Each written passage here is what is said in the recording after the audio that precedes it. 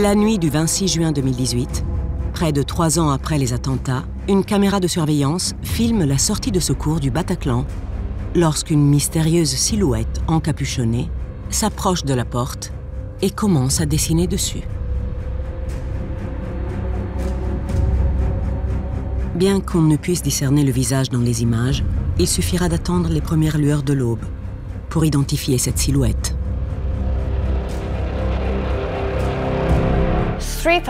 Le street art, du moins au départ, est né d'une idée de contre-pouvoir.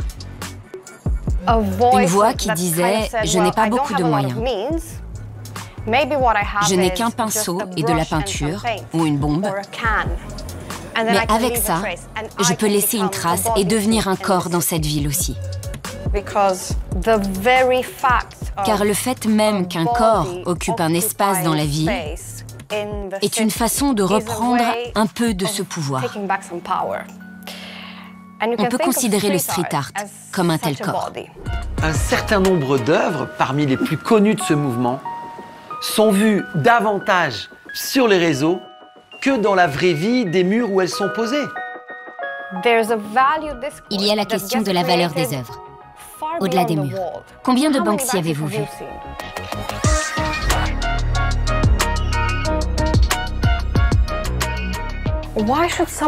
Pourquoi quelqu'un qui n'a jamais vu un Banksy de sa vie s'intéresserait-il à Banksy? Parce qu'il y a un discours culturel qui se forme autour de lui. Ainsi, le morceau de mur qui est à l'origine de tout cela n'a pas d'importance.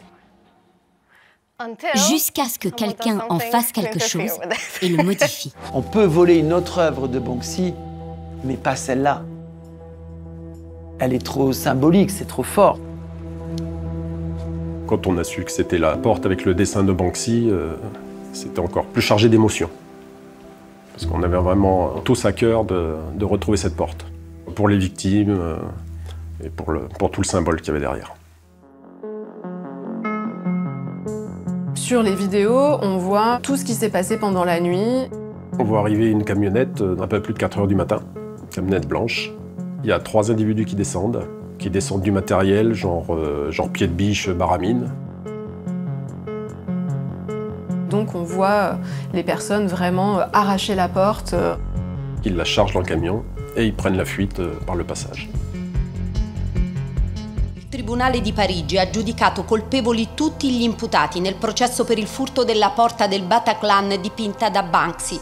6 mesi con la condizionale, la pena più lieve, all'imprenditore abruzzese proprietario del casale di Santomero dove l'opera fu ritrovata nel giugno del 2020. Per gli altri 7 membri della banda, condanne fino a 4 anni. On espérait pouvoir la rendre dans les jours suivants. Bon, malheureusement, ça ne s'est pas passé comme ça. De retour en France, en effet, une question remet une fois de plus son destin en jeu. À qui la porte doit-elle être restituée? À qui appartient-elle? Le juge d'instruction a souhaité la restituer au propriétaire, c'est-à-dire mes clients. Et il y a eu une intervention de la personne qui gérait le fonds de commerce du Bataclan pour tenter d'obtenir la restitution à son profit de l'œuvre, en l'espèce de la porte et du dessin. La porte est l'objet d'une bataille judiciaire entre la famille Abrecorn, propriétaire du bâtiment du Bataclan, et la société qui gère le Bataclan lui-même, dont le principal actionnaire est la ville de Paris. Et là, on tombe dans un espèce de vide juridique, en fait. C'est-à-dire qu'il y a à la fois le propriétaire des murs du Bataclan, il y a l'exploitant du Bataclan, et il y a la porte, et il y a l'œuvre d'art. Et tout ça sont des choses qui sont distinctes, en fait. Le support et le dessin sont indissociables.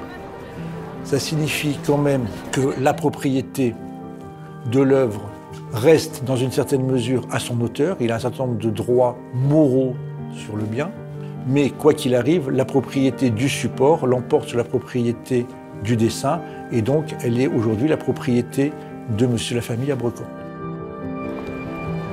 C'est la première fois qu'on a ce niveau de paroxysme dans les procédures judiciaires sur de l'art urbain, enfin pour la ville. Puis de l'autre côté, il ne faut quand même pas oublier qu'avec le dessin, la porte est passée de 800 € à 800 000 €. Paraît normal qu'on essaye de la récupérer. Notre préconisation, c'était plutôt de dire il faut que cette œuvre d'art reste soit dans l'espace public, soit dans un musée, mais en tout cas qu'elle reste accessible au plus grand nombre.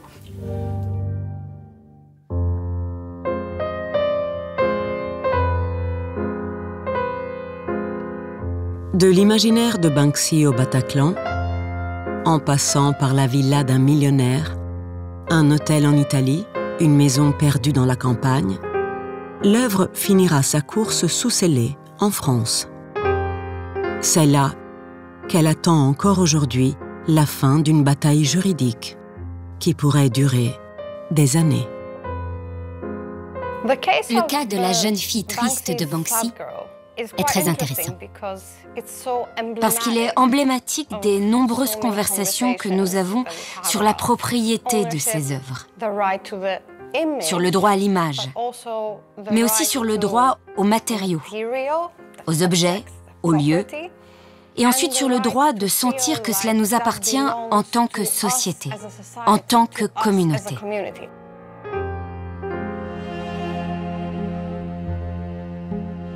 Je pense que l'art de la rue est l'un des outils les plus intéressants dont nous disposons pour remettre en question le système du public et du privé.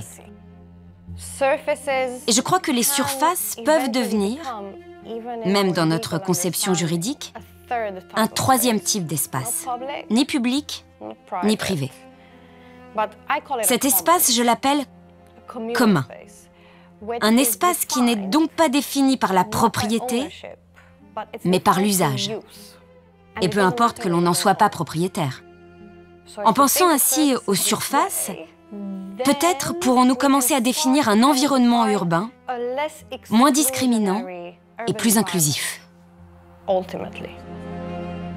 C'est dans cet espace commun que l'histoire rocambolesque de cette porte nous convie. Le contexte de l'hommage au Bataclan a eu un retentissement mondial, le contexte du vol a eu un deuxième retentissement mondial, le contexte du procès a eu un troisième retentissement mondial, le contexte de la sentence de la propriété de l'œuvre aura un quatrième retentissement. Donc peut-être que nous aurons là l'une des œuvres les plus emblématiques, peut-être les plus inestimables de Banksy. Et peut-être qu'un cas aussi singulier peut nous aider à comprendre une histoire bien plus vaste qu'une porte ornée d'un dessin, avec un avenir encore à écrire.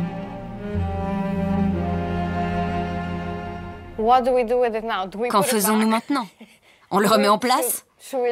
Devrions-nous le souder littéralement? Mon opinion la plus radicale sur la question est oui. Et puis qu'on le salisse, qu'on le recouvre ou qu'on le vole à nouveau.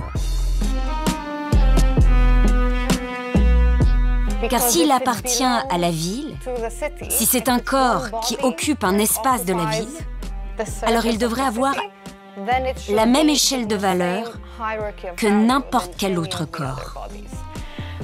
Mais bien sûr, ce faisant, il pourrait être détruit ou volé à nouveau. Beaucoup de choses peuvent arriver. La beauté de ce discours est là, parce qu'il ne cesse de se réinventer. Il ne s'arrête jamais. La ville ne s'arrête jamais. Les surfaces parleront toujours.